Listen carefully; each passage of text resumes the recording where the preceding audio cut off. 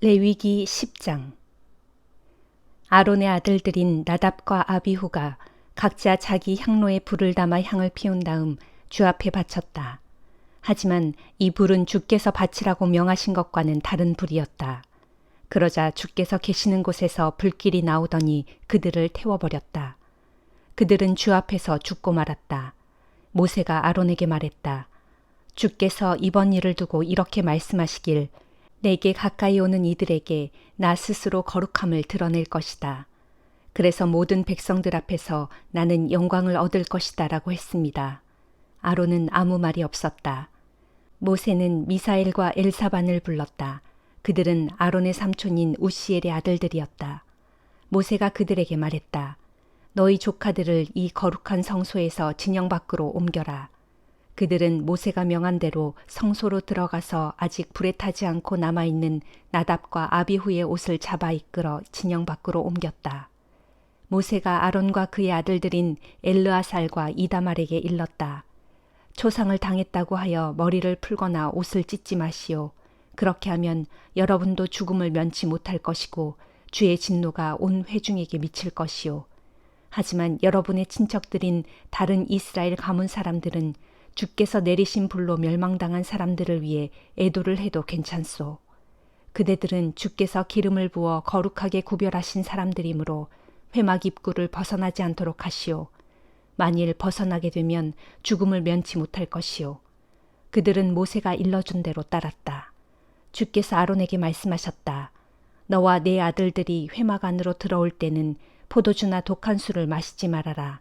이 말을 듣지 않으면 죽음을 면치 못할 것이다. 이는 너희가 대대로 지켜야 할 규정이다. 너희는 거룩한 것과 속된 것, 깨끗한 것과 부정한 것을 구별해야 한다. 너희는 주 내가 모세를 통하여 내린 모든 규례를 이스라엘 백성들에게 가르쳐야 할 사람들이다. 모세는 아론과 살아남은 아론의 아들들인 엘르아살과 이다말에게 말했다. 불에 태워서 죽게 바친 곡식 제물 가운데서 남은 것은 그대들의 몫이니 거두어다가 누룩을 넣지 말고 제단 곁에서 먹도록 하시오. 그것들은 지극히 거룩한 것이오. 주께 드린 곡식 제물 가운데서 불살라 바치고 남은 것은 그대와 그대 아들들의 몫이오. 그러니 그것을 거룩한 곳에서 먹어야 하오. 주께서 그렇게 명령하셨습니다. 하지만 주 앞에서 흔들어서 바친 제물의 가슴 부위와 높이 들어 올려서 바친 넓적다리는 깨끗한 곳에서라면 식구들이 모두 함께 먹어도 상관이 없소. 이는 이스라엘 백성들이 바친 화목제물 가운데서 그대와 그대의 식구들이 차지할 몫으로 주께서 주셨기 때문이요. 기름덩어리를 모조리 불에 태워 바칠 때 흔들어서 바친 가슴 부위와 높이 들어 올려서 바친 넓적다리는 그대와 그대의 식구들이 차지할 몫이요. 주께서 그렇게 지시하셨습니다. 모세는 속죄 제물로 바친 순 염소가 어찌 되었는지 물어보고는 그것이 이미 불에 다 타버린 것을 알게 되었다. 모세는 아론의 남은 아들들인 엘르아살과 이다말에게 화를 내면서 다그쳤다. 너희는 어째서 속죄 제물의 살코기를 거룩한 곳에서 먹지 않았느냐? 그 제물은 더없이 거룩한 것이다. 그것은 회중들의 죄를 없애주려고 주께서 너희에게 먹으라고 준 것이다. 그 제물의 피는 성소 안으로 들여보내지 않았기 때문에 너희는 그 고기를 거룩한 곳에서 먹었어야 했다. 그런데 너희는 내 말을 듣지 않았구나. 그러자 아론이 모세에게 말했다. 저들은 오늘 나와 함께 속죄 제물과 번제물을 드렸습니다. 그런데도 이런 일이 닥쳤습니다. 내가 오늘 속죄 제물로 바친 고기를 먹었다고 한들 주께서 그것을 과연 좋게 보셨겠소? 이 말을 듣고 모세는 그 말이 옳다고 생각했다. 시편 11장. 내가 주를 믿고 의지하는데 어찌하여 너희는 나를 향해 너는 새처럼 산으로 도망치라.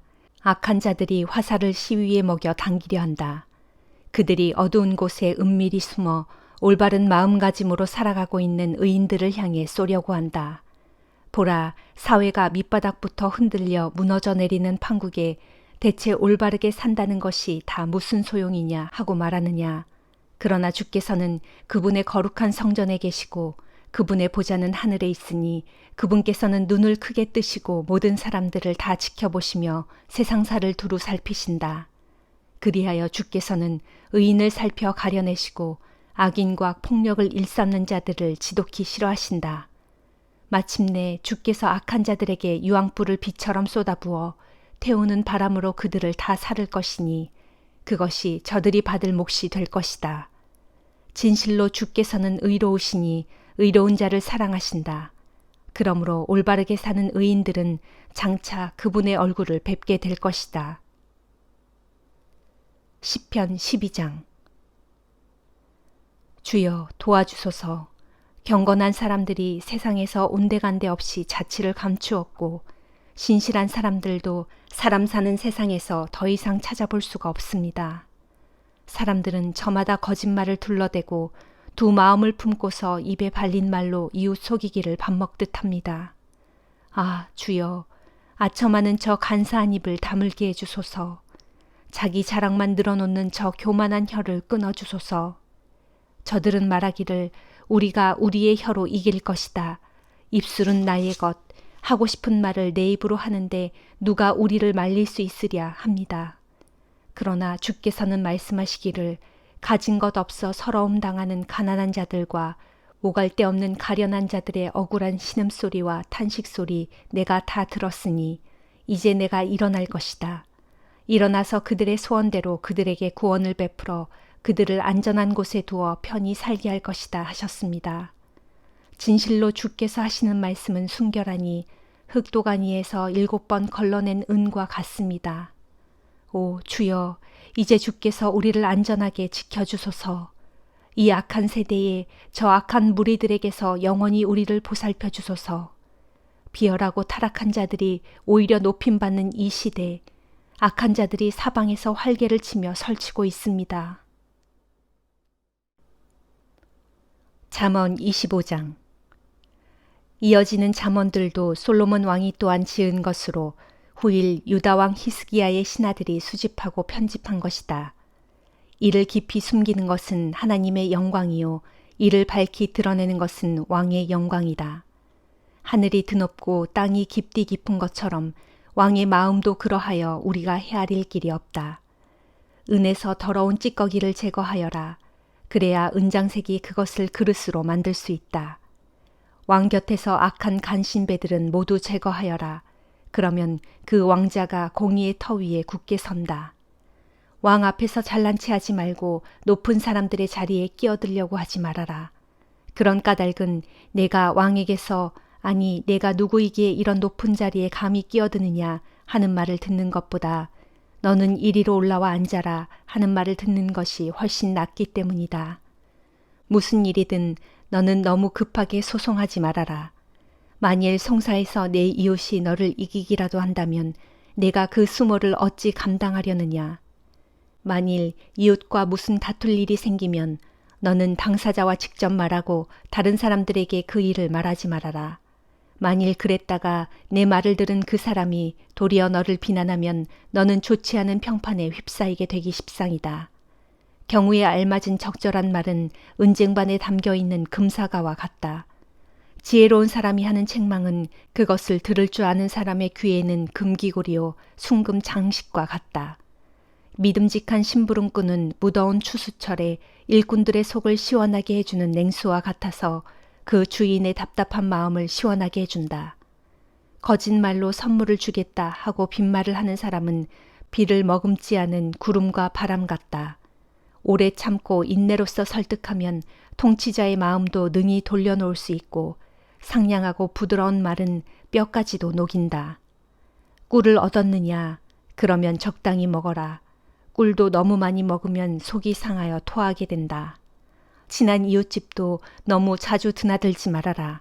너무 자주 드나들면 그가 너를 지겨워하게 되고 싫어하게 된다.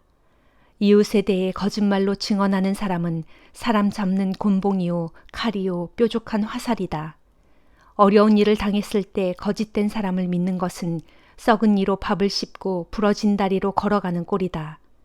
마음이 상한 사람 앞에서 흥겹게 노래를 부르는 것은 추운 날에 겉옷을 벗기는 것과 같고 상처난 살갗에 초를 붓는 것과 같다.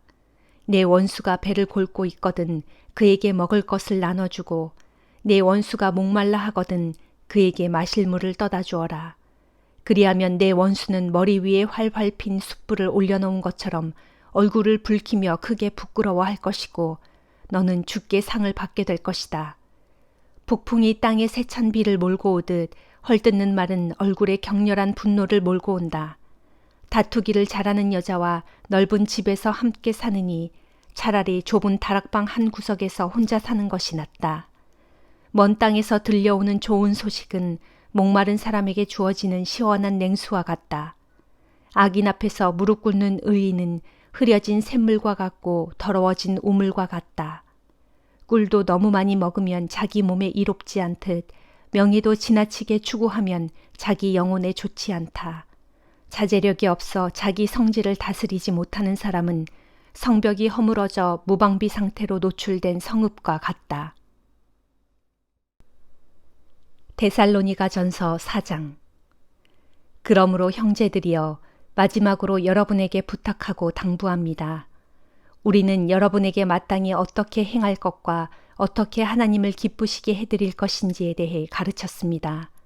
그래서 이제는 여러분이 우리에게서 배운 대로 행하고 있다고 하니 앞으로도 더욱 힘써 그렇게 계속 행하도록 하십시오.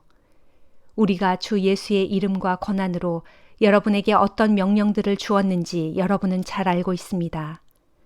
하나님의 뜻은 모쪼록 여러분이 거룩하게 되는 것입니다. 곧 음란한 행위를 멀리하고 각자 깨끗한 마음과 존경하는 태도로 자기 아내를 기뻐 사랑할 줄 알고 하나님을 알지 못하는 이방인들처럼 더러운 욕정에 빠지지 말고 또 이런 일로 외도하여 이웃의 아내를 범함으로써 형제에게 해를 끼치지 말라는 것입니다. 그것은 이전에 우리가 여러분에게 누차 말하고 경고한 대로 주께서는 이 모든 행위에 대하여 무거운 징벌을 내리시는 분이기 때문입니다.